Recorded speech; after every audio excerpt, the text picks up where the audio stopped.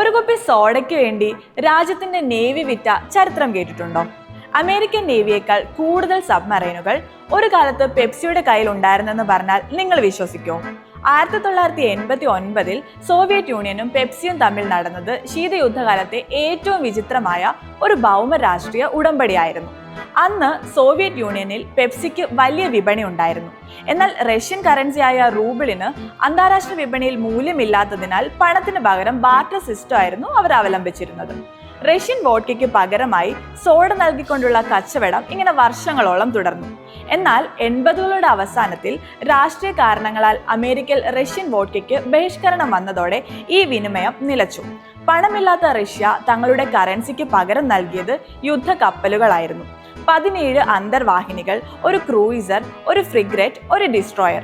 പെപ്സിക്ക് ലഭിച്ച ഈ കപ്പലുകൾ ആയുധശേഷി ഉള്ളവയായിരുന്നില്ല, മറിച്ച് പ്രവർത്തനരഹിതമായ സ്ക്രാപ്പുകൾ മാത്രമായിരുന്നു.